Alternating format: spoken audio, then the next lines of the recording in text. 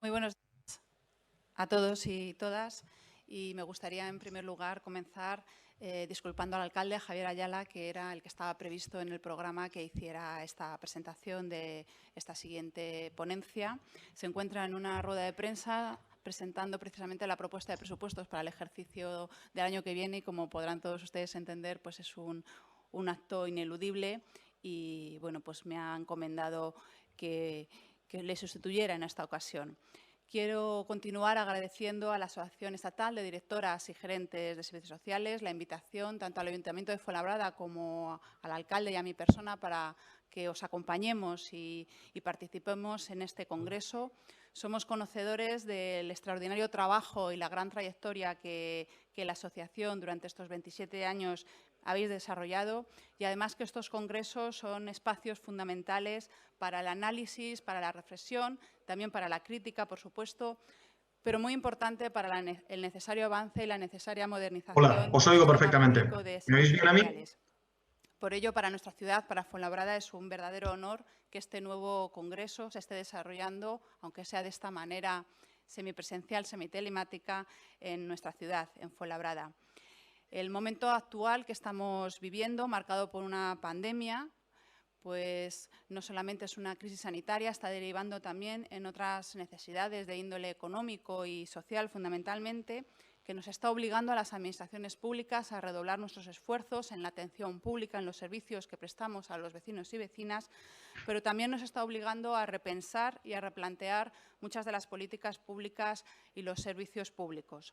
En este marco, entendemos que el sistema público de servicios sociales juega no solamente un papel esencial, sino fundamentalmente un papel estratégico para garantizar el sostén social y la convivencia que necesitan las ciudades y los vecinos y vecinas. La crisis tiene que servir como nuevas oportunidades, como nuevos escenarios que nos abren nuevas vías de trabajo, oportunidades para repensar los modelos de gestión y su eficacia, pero también, y creo que esto es muy importante en el momento actual que estamos viviendo, oportunidades para valorar lo público, la gestión pública de los servicios como una garantía de igualdad de oportunidades para todos y para todas y como garantes también de los valores democráticos de no discriminación, igualdad, inclusión, pluralidad y diversidad, entre otros. Quiero brevemente, para no extenderme en la presentación, pero sí aprovechar esta oportunidad para hacer una defensa del municipalismo, de la importancia de los ayuntamientos, de las administraciones locales y de las políticas locales para precisamente garantizar a la ciudadanía el acceso a los derechos en igualdad de oportunidades. El necesario esfuerzo y consolidación de los servicios sociales como el cuarto pilar del estado de bienestar, así como las herramientas y políticas públicas como son, por ejemplo, el nuevo ingreso mínimo vital, que vienen a garantizar derechos de ciudadanía, requieren de la imprescindible colaboración y coordinación con los municipios, en tanto que somos las administraciones públicas más cercanas a los vecinos y vecinas, más pegadas a pie de calle. Los servicios sociales municipales, y se comentaba en la intervención, en la ponencia anterior, los servicios sociales municipales somos los que en la pandemia, con esta crisis sanitaria y en cuestión de días y breves semanas, hemos tenido que reorganizarnos con una gran agilidad y esfuerzo para continuar atendiendo a las personas más vulnerables y también a aquellas otras nuevas personas, nuevos usuarios que nos llegaban a las administraciones. Hemos sido el dique de contención y los que hemos atendido las situaciones de emergencia. Fuenlabrada ha sido muy importante no dejar a nadie atrás y por eso redoblamos los esfuerzos. Estamos convencidos y convencidas que los servicios sociales municipales son estratégicos en cualquier política de inclusión y de igualdad social. De todo esto y del papel de los servicios sociales en la recuperación económica y social nos va a hablar el siguiente ponente, al que para mí aprovecho para manifestar que es un verdadero placer presentar. Ignacio Álvarez Peralta. Creo que le conocemos como Nacho, pero el protocolo yo creo que responde presentar a todo el mundo como es debido. Ignacio Álvarez Peralta es el secretario de Estado de Derechos Sociales y Agenda 2030, pero además es doctor en Economía por la Universidad Complutense de Madrid, profesor de Economía en la Universidad Autónoma de Madrid e investigador asociado al Instituto Complutense de Estudios Internacionales y coautor de varios libros.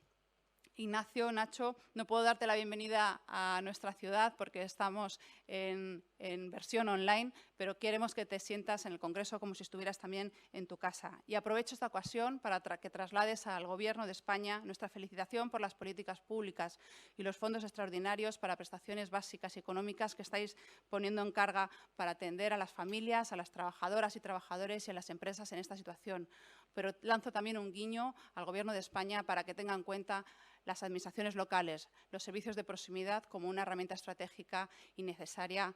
para avanzar en esta recuperación. Muchísimas gracias y tuya es la palabra.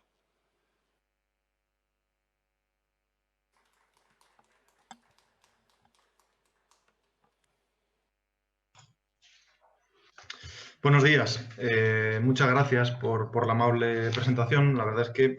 me encantaría haber podido estar esta mañana en Fuenlabrada y que el Congreso, en fin, hubiera tenido lugar de forma presencial. A todos sé que nos gustaría y yo creo que esperemos que el año que viene así pueda ser y podamos vernos presencialmente, estrecharnos las manos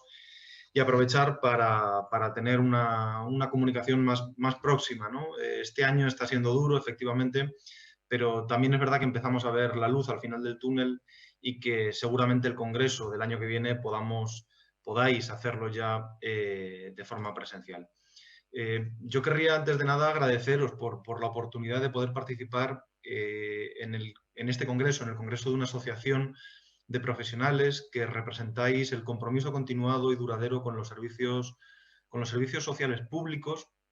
En esta edición, la edición número 27, habiéndoos constituidos como una auténtica referencia para quienes desde las administraciones públicas, desde el ámbito académico, desde todos los ámbitos, trabajamos por reforzar estos servicios públicos sociales, convencidos de que son imprescindibles para que el ejercicio de los derechos sociales pueda ser una realidad para muchas personas. Es un placer poder estar esta mañana aquí con vosotros y desde luego me hubiera gustado haber podido estar en Fuenlabrada.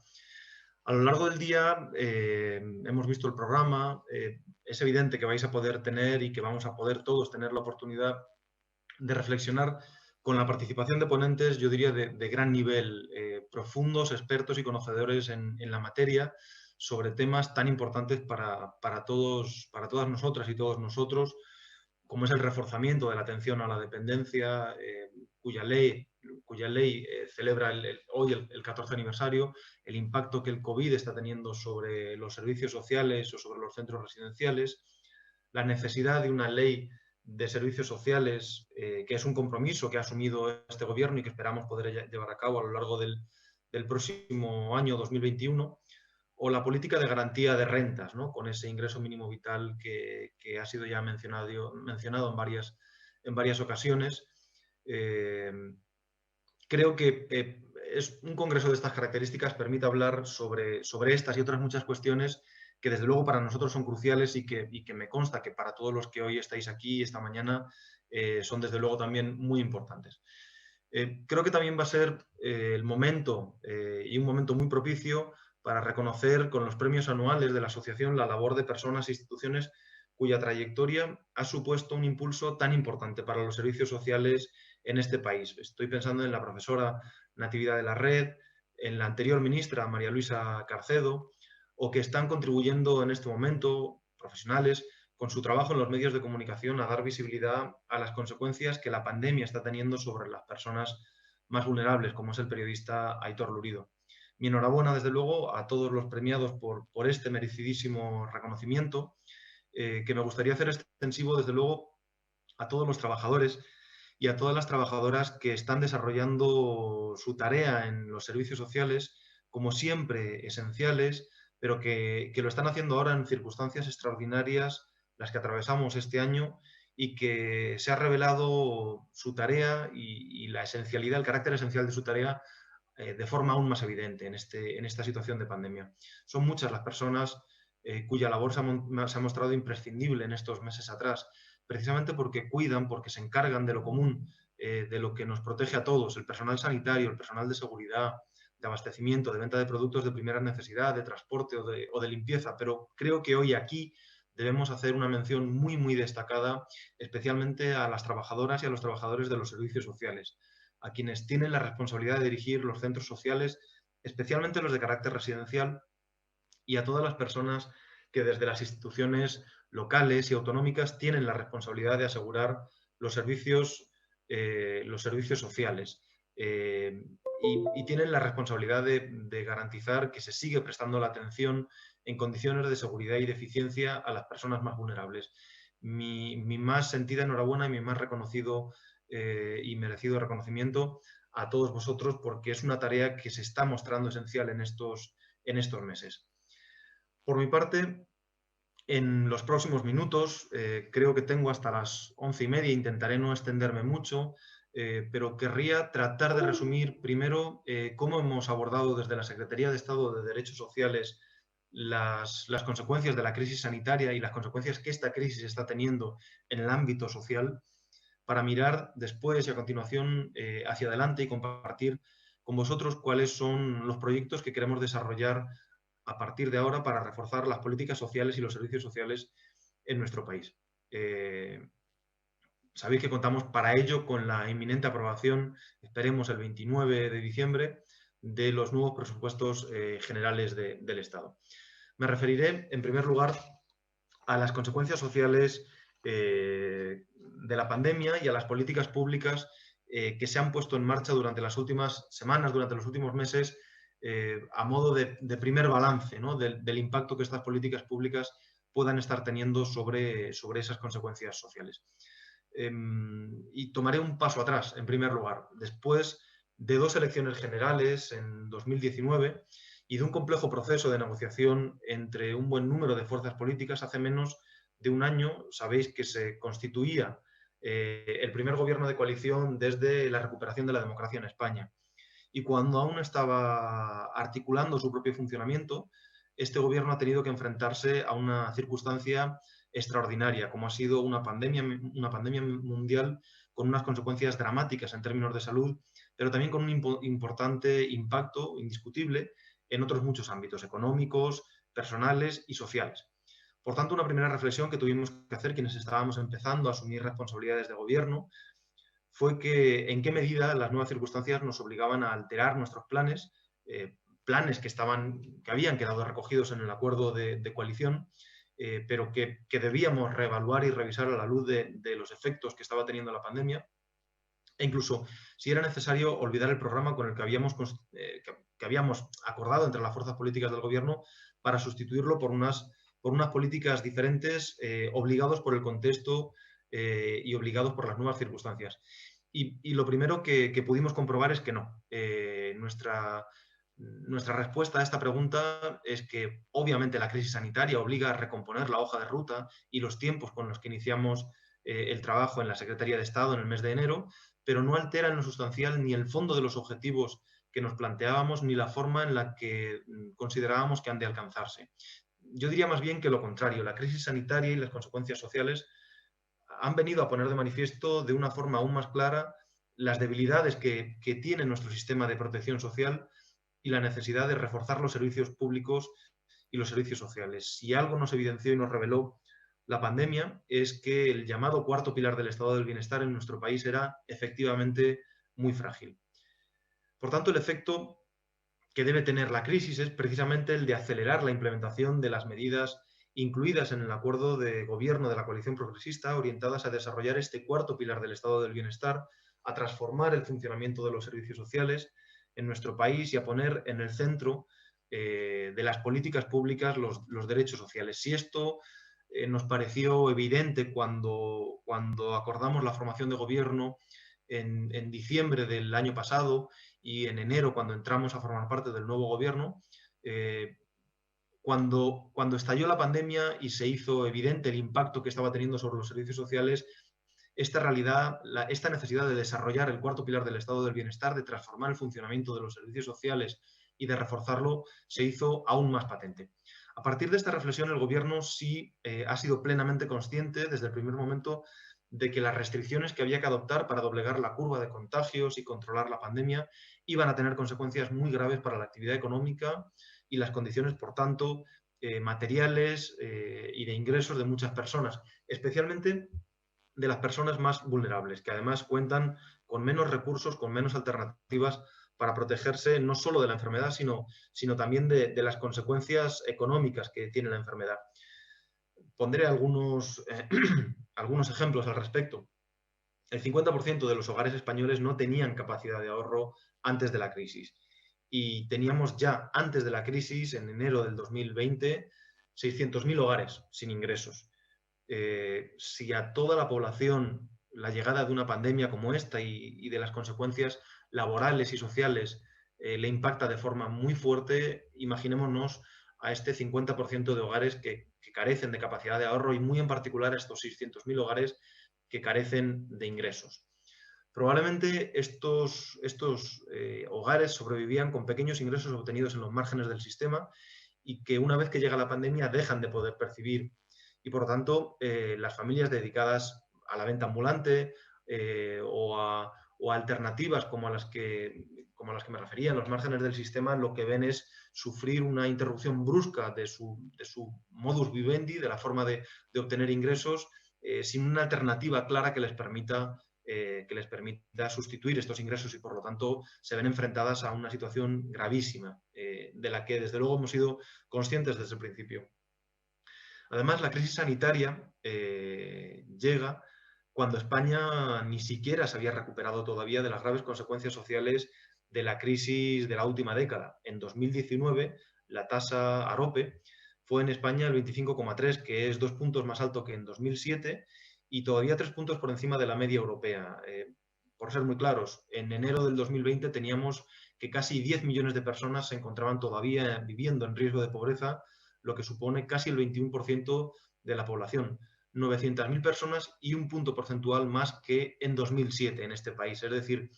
que esta crisis social derivada de la pandemia llovía sobre mojado en nuestro país después de toda una década de efectos muy contraproducentes de la crisis anterior, en parte por la crisis, en parte por la destrucción de empleo que supuso y en parte por las políticas de recortes que se siguieron durante toda la década. Entre los colectivos más vulnerables, lógicamente, en esta situación se encuentran en primer lugar aquellos hogares en situación de pobreza porque cuentan con menos recursos y con menos opciones para adaptarse a las consecuencias de la crisis, pero también las personas migrantes que no tienen acceso al empleo y a la asistencia sanitaria o las personas sin hogar. También están sufriendo esta crisis con más intensidad las familias monomarentales habría que decir porque en su inmensa medida son monomarentales, y las personas mayores y dependientes, como es sabido. Es aquí donde, en estos colectivos, donde la atención de los servicios sociales se ha visto sometida a un mayor estrés y a unas mayores exigencias. Para nosotros, la consecuencia de este diagnóstico fue evidente desde el primer momento. Este diagnóstico exigía la rápida implementación de políticas públicas muy contundentes, muy ambiciosas, para evitar que los derechos sociales de muchas personas se vieran comprometidos gravemente. Sin ninguna duda, y es preciso subrayarlo, esto marca una diferencia, creo que sustancial. Sustancial y con cómo se gestionó la crisis de hace una década. Poner punto y final a toda la trayectoria de recortes en el ámbito de los servicios públicos en general, pero muy en particular de los servicios sociales, para nosotros era una condición sine qua non para que las políticas públicas en esta crisis pudieran cumplir su papel en el ámbito de los servicios sociales. No era la condición suficiente seguramente, pero desde luego sí que la condición necesaria para que esto pudiera ser posible. Y en este sentido, la actuación de la Secretaría de Estado de Derechos Sociales en relación con la pandemia se ha concentrado en dos cuestiones esenciales. En primer lugar, en impulsar la creación de un escudo social frente a la crisis y, en segundo lugar, en apoyar a las autoridades autonómicas y locales competentes para mantener el funcionamiento de los servicios sociales y para contener los efectos de la pandemia en los centros residenciales. Paso a referirme a ambas cuestiones. A la primera, la construcción, la creación de este escudo social al que me refería, y en segundo lugar, el apoyo a las autoridades autonómicas y locales en el ejercicio de sus competencias. Con relación a la primera de ellas, la expresión escudo social, en realidad es una expresión que, como todos sabemos, ha ido recogiendo a un conjunto de medidas que se han ido adoptando de forma inmediata y sucesiva para para reforzar los servicios públicos y los derechos sociales y laborales, pero también para evitar que se cierren empresas y se destruyan empleos. Hablamos de escudo social, pero yo creo que también sería justo decir escudo social y escudo empresarial, porque, por ejemplo, los ERTEs han sido medidas que han tenido una enorme contundencia, protegiendo el empleo y las personas trabajadoras, pero protegiendo también la liquidez de las empresas para evitar la destrucción de este empleo y de las propias empresas, haciéndose cargo de uno de los costes más importantes, el coste laboral. Este escudo social también ha tenido como finalidad la de mejorar la protección de las personas desempleadas y de los autónomos cuya actividad se veía interrumpida, la de atender por primera vez y de forma especial los derechos de las trabajadoras domésticas, o la de asegurar los derechos de los niños y de las niñas más vulnerables. También proteger a quienes estaban teniendo dificultades para pagar su vivienda y los suministros básicos con las moratorias que se arbitraron en materia de hipotecas o de alquileres y la prohibición de cortes de suministros a hogares vulnerables, y en general con el reforzamiento de los servicios sociales para que más que nunca se declarasen como esenciales, ¿no? Como pudimos ver, al igual que sucedió con los trabajadores de los servicios sanitarios. En relación con este reforzamiento de los servicios sociales, en concreto, hay 3 medidas que se han adoptado durante estos meses y que yo querría destacar entre las distintas medidas que se adoptaron. Las 2 primeras fueron aprobadas a la vez que se decretaba en marzo el estado de alarma, y fueron el fondo de 25 millones de euros destinados a los programas para asegurar la alimentación de niños y de niñas de familias vulnerables, dado el cierre de los comedores escolares de aquel momento, pero también el fondo extraordinario dotado con 300 millones de euros que se transfirieron a las comunidades autónomas para reforzar los servicios sociales ante la presión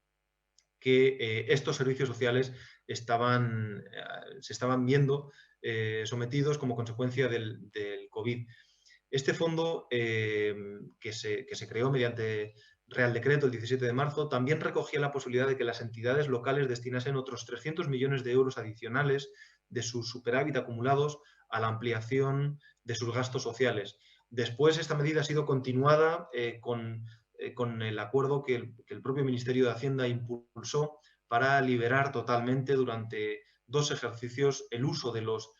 remanentes acumulados por parte de las entidades locales para que puedan ser utilizados en las materias de su competencia y entre ellas, desde luego, en el reforzamiento de los servicios sociales. Hablamos de casi 14.000 millones de euros en todo el país que están siendo ya, pueden ser utilizados y van a poder ser utilizados el año que viene para reforzar estos servicios públicos y en particular los servicios sociales. Y, por supuesto, una tercera medida que querría destacar creo que es necesario destacar, es el impulso desde la Vicepresidencia de Derechos Sociales, junto con el Ministerio de Inclusión, a un nuevo derecho subjetivo como era el ingreso mínimo vital, adelantando muchos meses un proyecto que el Acuerdo de Coalición Progresista había establecido para esta legislatura, pero que no teníamos pensado, lógicamente, que entrase en vigor tan rápidamente. Era una propuesta, esta del ingreso mínimo vital, que debía de atender situaciones de pobreza estructural, pero que en un contexto de pandemia vimos necesario impulsar rápidamente para que, además de atender esta situación de pobreza estructural, pudiera también atender las situaciones de vulnerabilidad sobrevenidas a consecuencia de la crisis sanitaria. Y en este sentido me gustaría hacer 3 consideraciones. La primera es que esta es una medida, y hay que reconocerlo así, que supone un cambio histórico en nuestro país. Desde este mes de junio tenemos reconocido formalmente en España un nuevo derecho social, que es la garantía de que para todo ciudadano, viva donde viva, viva en la comunidad que viva, habrá un suelo de ingresos si se cumplen, lógicamente, las condiciones que establece la ley para el acceso a la prestación. La segunda, yo diría, es un fuerte consenso social. Esta medida generó un fuerte consenso social en su momento y lo sigue generando, y yo creo que el mejor reflejo de ello es la aprobación sin ningún voto en contra en el Congreso de los Diputados cuando así se llevó a sede parlamentaria. Creo que esto no es tanto y no lo convierte tanto en una victoria del Gobierno, sino en una victoria del conjunto de la sociedad. Y y que lo establece además como un derecho de carácter seguramente irreversible, similar al paso adelante que supuso la ley de la dependencia, que nadie cuestiona y que todos buscamos la forma y seguiremos buscándola de reforzarla, de mejorarla, de ampliarla, pero que en todo caso es ya un nuevo derecho de ciudadanía garantizado y que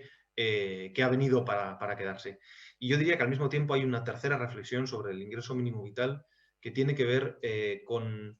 que el Gobierno es plenamente consciente de que la implementación de una medida tan ambiciosa en tan corto espacio de tiempo se está enfrentando lógicamente a dificultades que nos preocupan mucho y que deben de resolverse cuanto antes. Estas dificultades, que algunas ya se han ido tratando de resolver con las medidas que se llevaron a Consejo de Ministros en los últimos meses, tienen que ver en primer lugar con el proceso de tramitación, que se está demostrando quizá demasiado complejo y poco ágil para atender adecuadamente situaciones de necesidad que requieren respuestas más urgentes y más eficientes. Pero tienen que ver también con la propia definición de los requisitos de acceso. Estas dificultades, quizá demasiado restrictivos en algunos casos y poco adaptados seguramente a la compleja realidad de quienes padecen situaciones de falta de recursos y con una cierta falta de adaptación para enfrentarse a las situaciones de pobreza, en particular de pobreza sobrevenida, ¿no? Que es la que en el curso de unos meses está cambiando las condiciones de vida de hogares que no es que estuvieran situados en zona de vulnerabilidad en enero del 2020, pero que sí han entrado en esa zona de vulnerabilidad social a consecuencia de la pandemia y que por lo tanto exigen y requieren de una ley, de un ingreso mínimo vital que reaccione más rápidamente y que tenga capacidad de adaptación, tomando en consideración muy clara y tomando en cuenta lo que le sucede a la renta de los últimos meses. Ya se han adoptado, como decía recientemente, medidas para mejorar algunos de estos aspectos, pero es necesario seguramente que aprovechemos el trámite parlamentario, la tramitación parlamentaria de este ingreso mínimo vital como un proyecto de ley para mejorar mediante enmiendas su regulación y para hacerla más ágil. Y ya les anuncio que esta Secretaría de Estado está estudiando y trabajando con el Ministerio de Inclusión para precisamente, en colaboración con los colectivos sociales más involucrados y con entidades del tercer sector, incorporar un paquete de enmiendas que haga más ágil el desarrollo de esta prestación.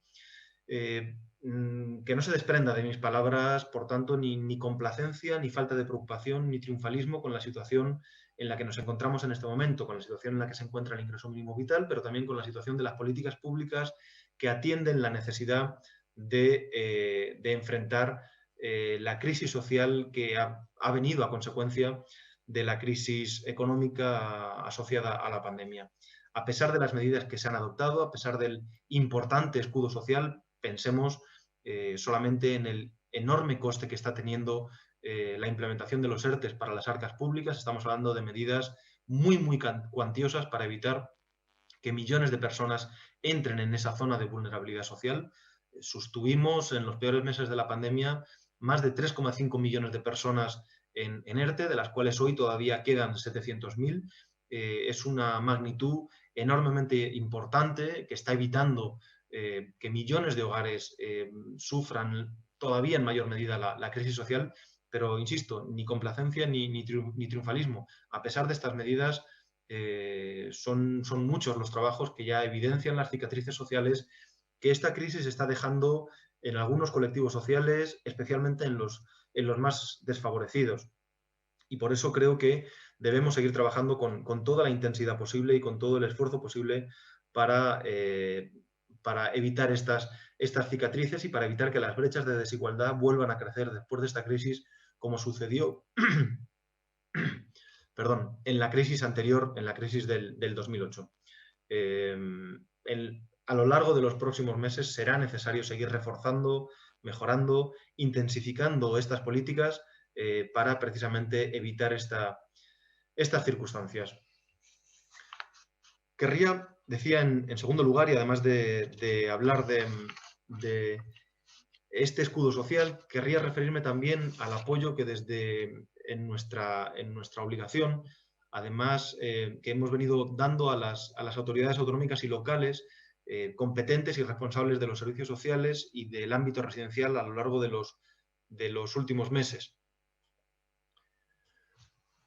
Junto a la construcción del escudo social al que me refería,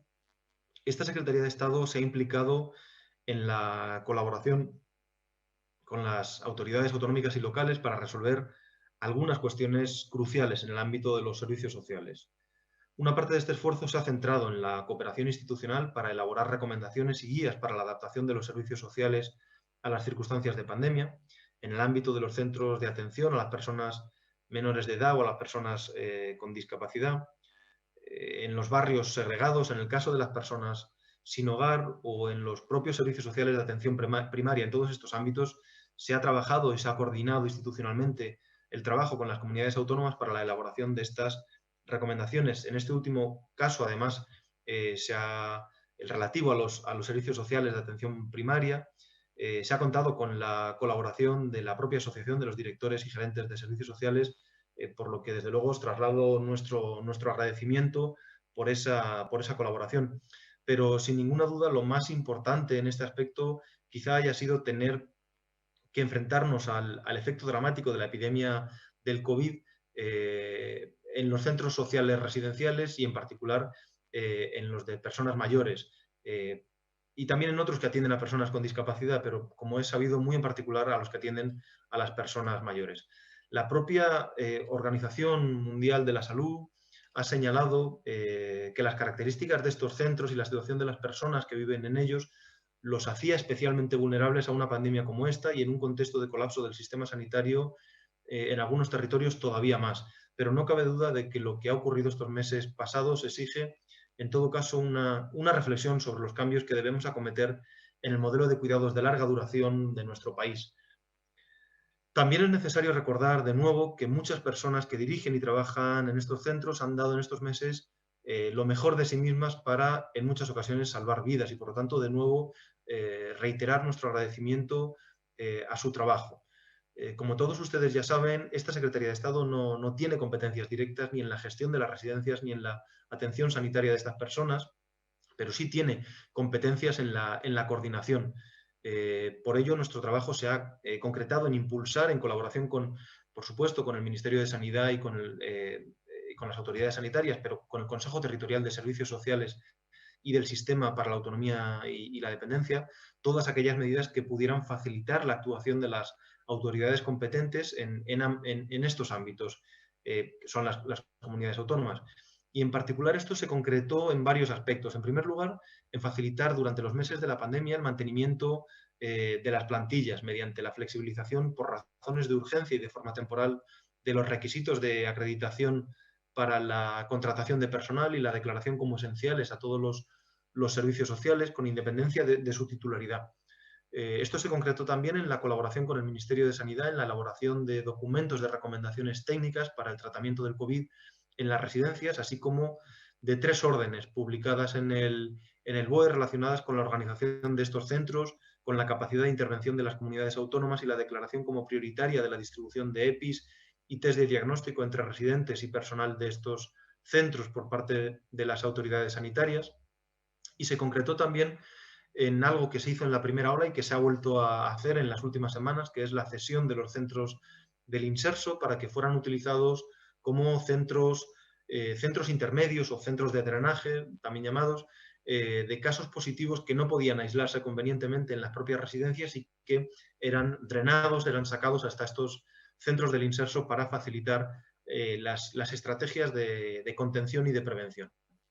A pesar de los esfuerzos realizados por las administraciones y por todas las personas que forman parte del sector de atención residencial, el balance de la primera ola de la pandemia es de sobra conocido, ha sido dramático, habiendo fallecido más de 20.000 personas en los centros residenciales. Por eso, en el mes de junio se constituyó en el Consejo Territorial y de Servicios Sociales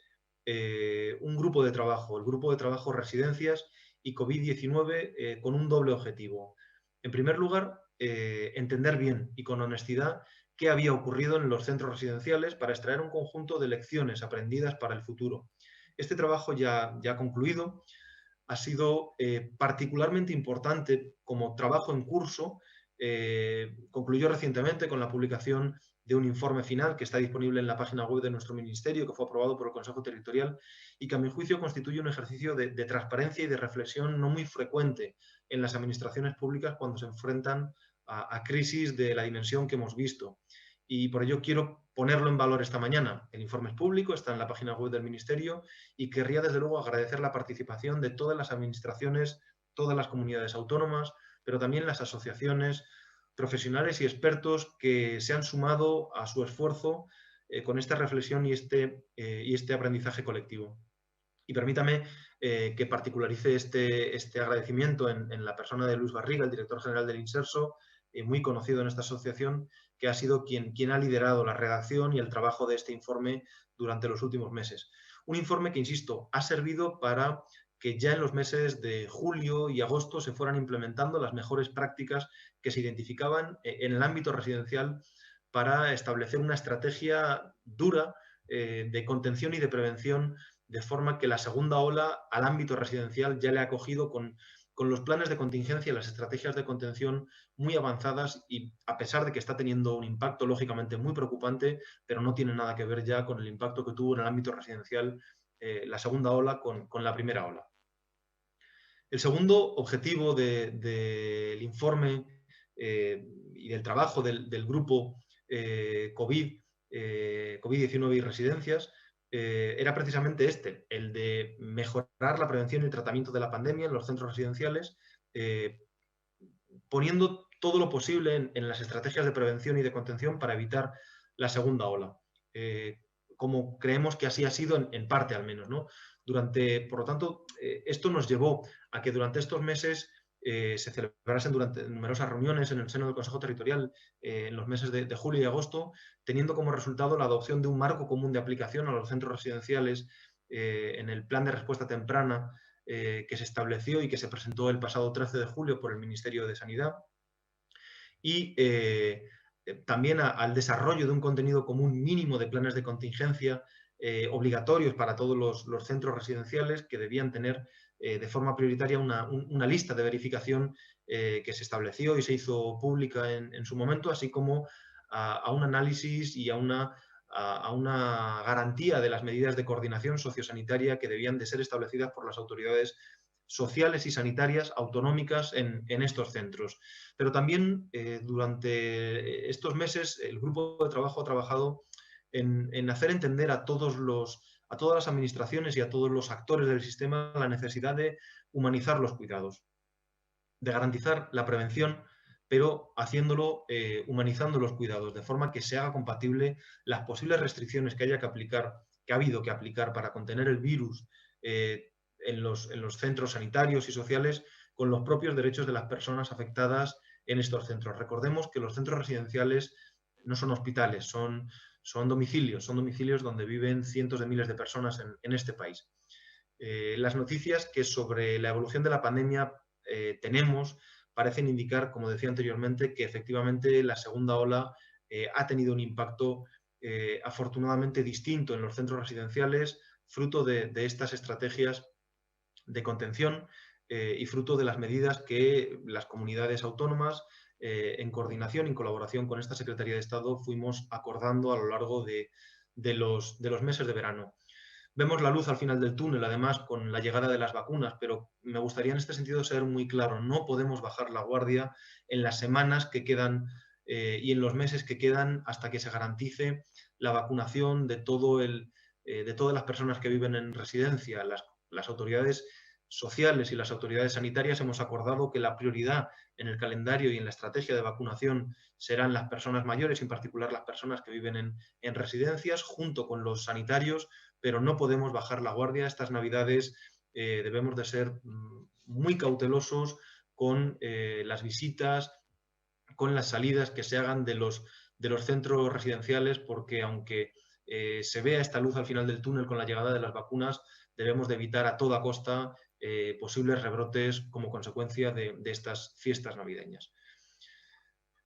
No querría alargarme mucho más, pero sí que querría poner de alguna forma también una mirada hacia el futuro y querría referirme al papel que pueden y que queremos que desde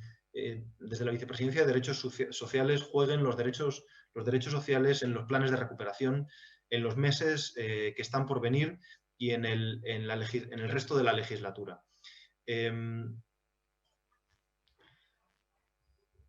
Querría, en concreto, enfocar este tiempo que me queda, no dedicar más de 10 minutos, esta segunda parte de la intervención, a referirme al papel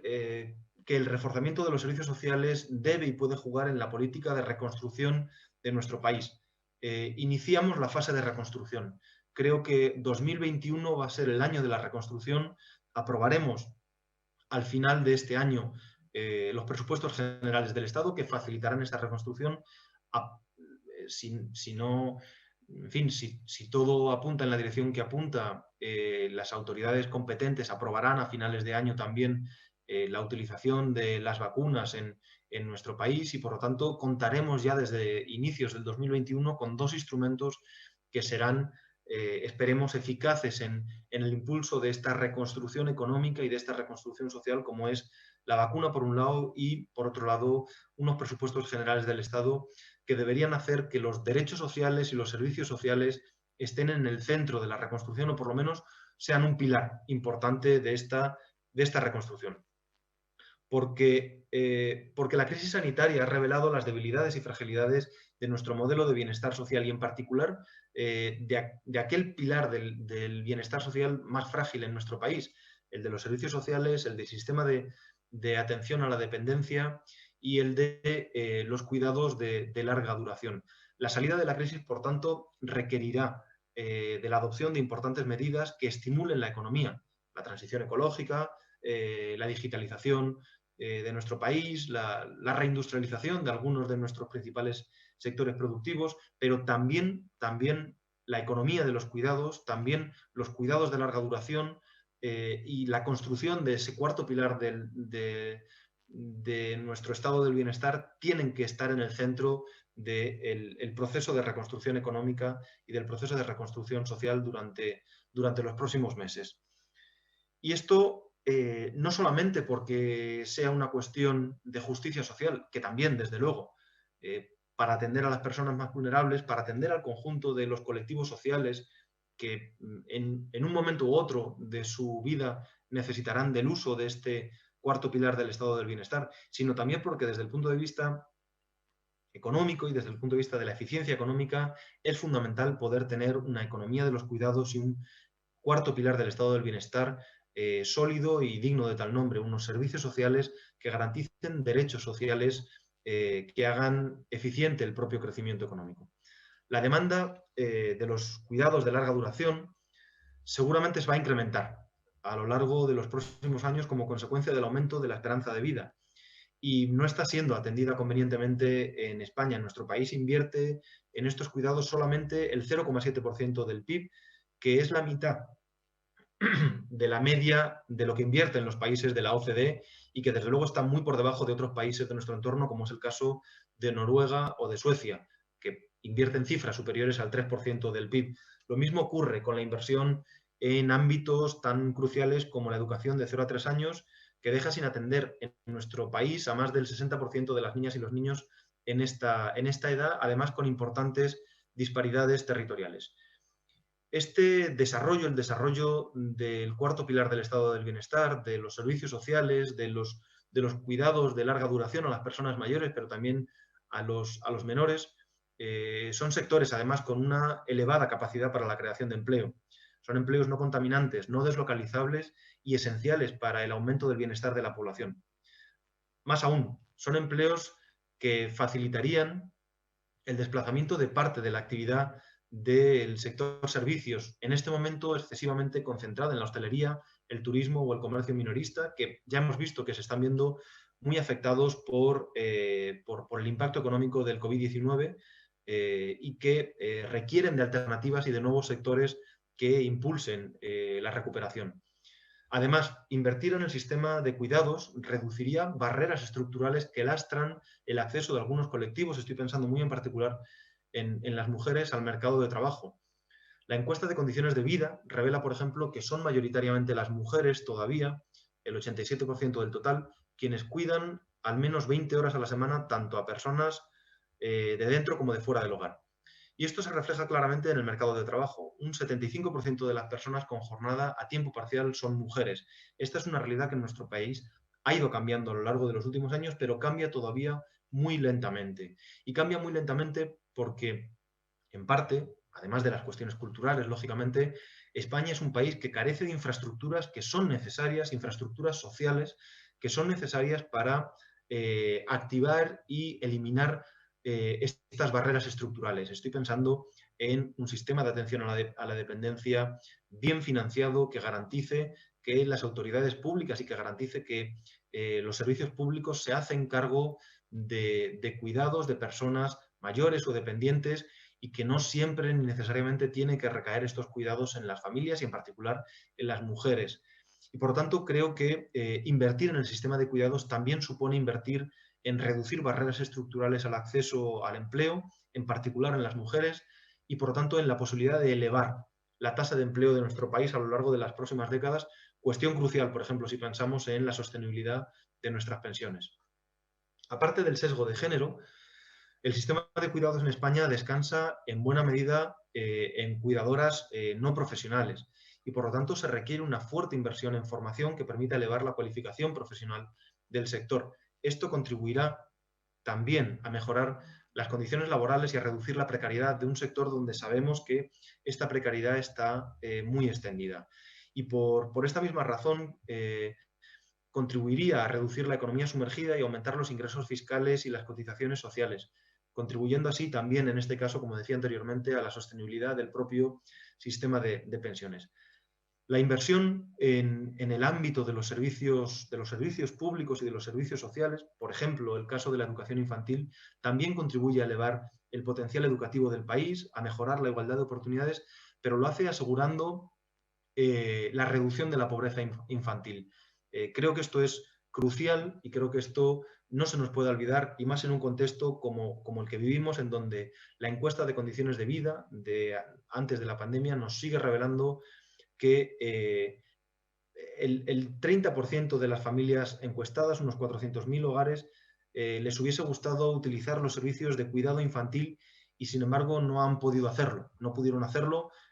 básicamente por motivos económicos. Creo que este agujero de nuestro servicio de bienestar social es crucial y debemos ir cerrándolo poco a poco. El desarrollo de los cuidados aumentará la capacidad de elección de las mujeres sobre la edad a la que quieren ser madres o sobre el número de criaturas que quieren tener o dejar de tener. El desarrollo de estas infraestructuras sociales permitirá un mayor grado de libertad a las familias y en particular a las mujeres, porque las condiciones laborales precarias retrasan la edad de emancipación, pero además la penalización en términos de salarios que experimentan las mujeres por la maternidad retrasa involuntariamente la edad en que deciden ser madres, así como el tamaño de su familia. Hemos visto estadísticas durante los últimos años que reiteran vez tras vez, estudio tras estudio, esta realidad y, por lo tanto, garantizar la libertad de las familias, garantizar la libertad de las mujeres significa desarrollar infraestructuras sociales en el sistema de cuidados, mejorar el sistema público y el sistema de servicios sociales para que, contando con estas infraestructuras, los grados de libertad sean mayores. La crisis del COVID-19 ha afectado de forma grave también en todos los países, también en España, el sistema de cuidados de larga duración.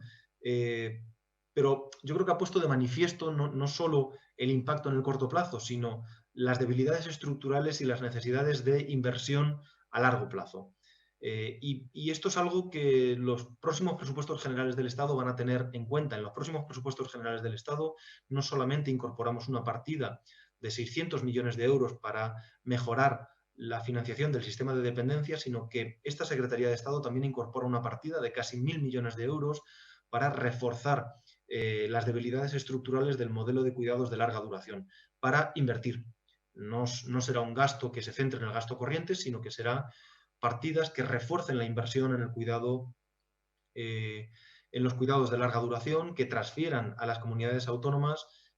financiación muy importante para el desarrollo de la teleasistencia avanzada, para el desarrollo de la atención domiciliaria, para la rehabilitación y reordenación y la desinstitucionalización de los cuidados residenciales y de los cuidados de larga duración, financiación asociada y vinculada al desarrollo de los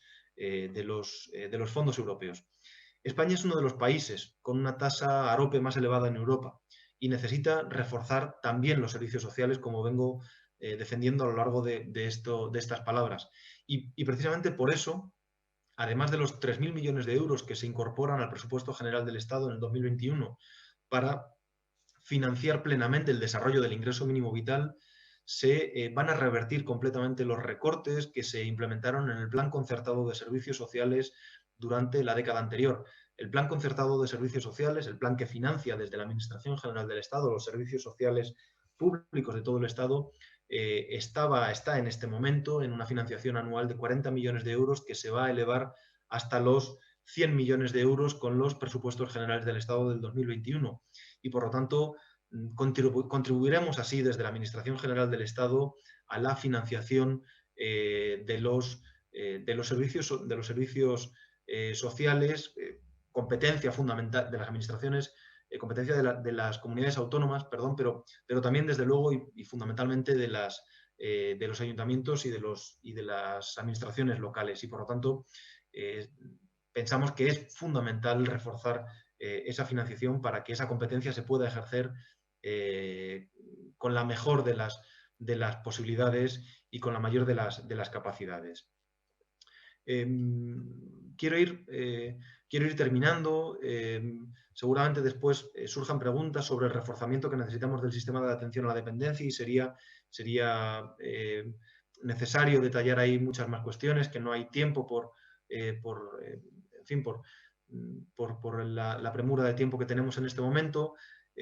pero sí que querría referirme en todo caso a la necesidad de reconocer que el sistema de dependencia en España arrastra algunos problemas fruto de los recortes practicados en 2012 que agravaron la dificultad del sistema para llegar al conjunto de los beneficiarios y que consolidaron una lista de espera que hoy hemos heredado y que es muy numerosa, una lista de espera que incluso se ha agravado en el contexto de la pandemia y que alcanza ahora mismo a 233.000 personas con el grado reconocido y a otras casi 150.000 en espera de valoración de grado. Creo que es muy importante darse cuenta de que la prioridad en este momento del reforzamiento del sistema de atención a la dependencia pasa por reducir esta lista de espera. Desde luego hay otras prioridades, es necesario mejorar las intensidades en el sistema, es necesario ser capaces de mejorar las ratios de atención en el sistema residencial, por ejemplo, de reducir claramente la precariedad de las cuidadoras en el sistema de atención a la dependencia, pero yo diría de forma muy prioritaria la reducción de las listas de espera es crucial y el plan de choque en materia de dependencia en buena medida ha de centrarse en esta prioridad. Como consecuencia de la disminución del nivel mínimo de financiación y de la supresión del nivel acordado que se produjo con los recortes del 2012, la aportación de la Administración General del Estado al sistema de dependencia en 2019 fue aún inferior a la del 2010 en más de 400 millones de euros, a pesar de que el número de beneficiarios ha aumentado en 457.000 personas. 457.000 personas. Por ello, hemos presentado este plan de choque al que me refería, un plan de choque de atención al sistema de dependencia, que pondremos en marcha con los presupuestos del 2021 y que tiene una serie de elementos cruciales. Me refería a una financiación de 600 millones de euros que revierta estos recortes del 2012, pero también a otros elementos. Este incremento de financiación debe de traducirse en un acuerdo sobre los objetivos concretos de mejora del SAT, entre los que son prioritarios la lista de espera, pero decía también anteriormente, condiciones laborales de los profesionales, introducir mejoras en los servicios y en las prestaciones para garantizar la atención adecuada de las personas dependientes y preferiblemente mediante servicios profesionales a los beneficiarios.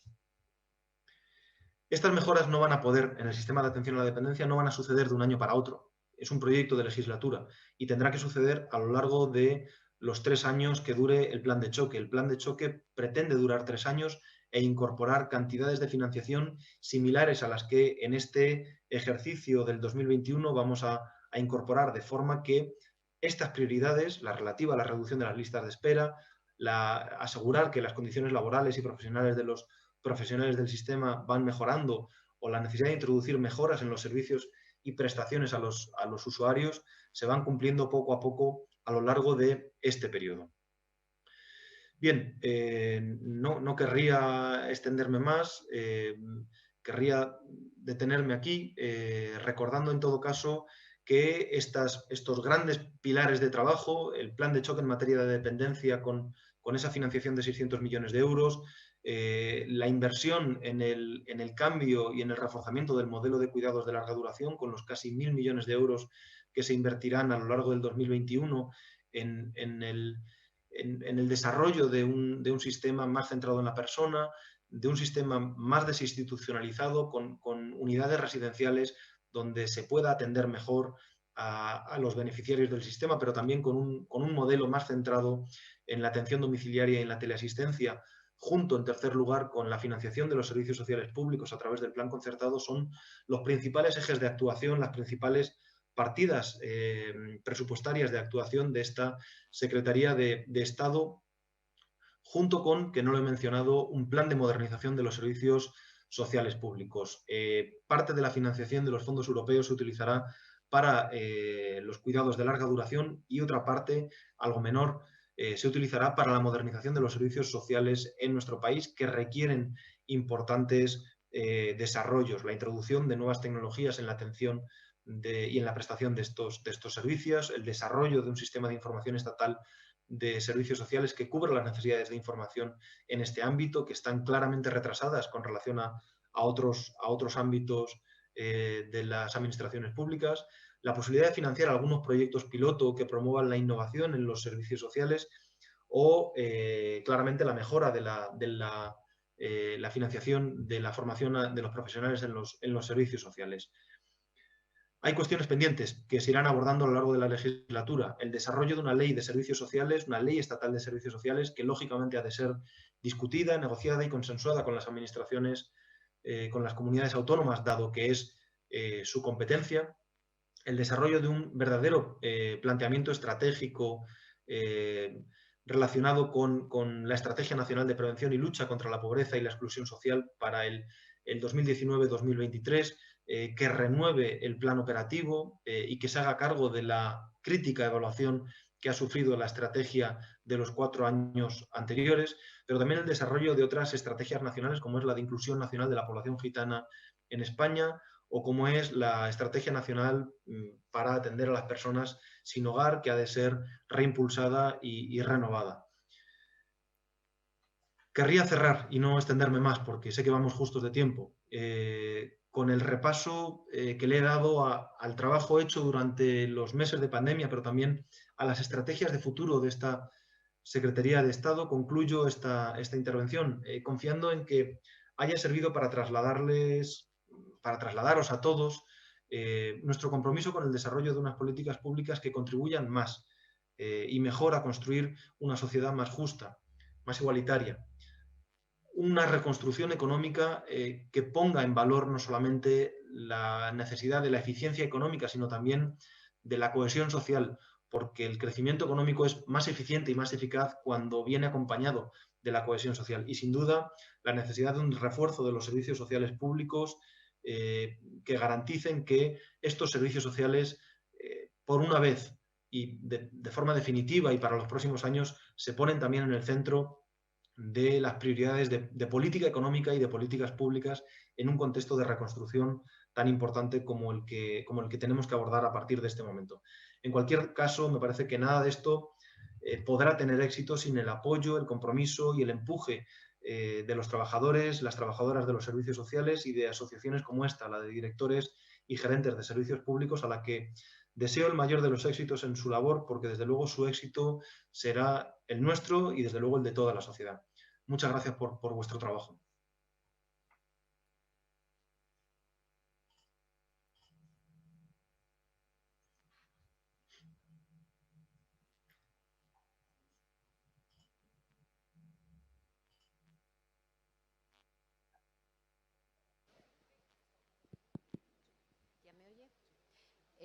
Ignacio, darte las gracias por tu intervención.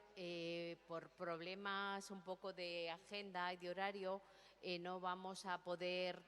tener el turno de preguntas. Sí, lo único, dejar mencionado brevemente, porque es lo que más se ha estado debatiendo en el chat, tres cuestiones. Por una parte, se reclamaba, se echa de menos la Ley Marco Nacional de Servicios Sociales, que pueda un poco garantizar la igualdad en todo el Estado español. Por otra parte, ha habido también como mucha polémica centrada en la diferencia, o sea, en no equiparar lo que es el sistema de cuidados con el sistema público de servicios sociales, que a veces se tiende como a equiparar o dar la sensación de que estamos hablando de la misma cosa, cuando esto no es así. Y por otra parte, ya por último, también se reclamaba la necesidad de unificar la gestión o complementar lo que es el ingreso mínimo vital con las rentas que desde las distintas comunidades autónomas se están tramitando. Bueno, el debate sí puedo decirte que ha sido bastante intenso, pero bueno, lo tenemos que dejar aquí, nos tenemos que quedar ahí por problemas de tiempo. Pero bueno, daría para mucho y nos emplazamos a otro momento. De acuerdo, de acuerdo. Muchas gracias por transmitir estas cuestiones, en todo caso.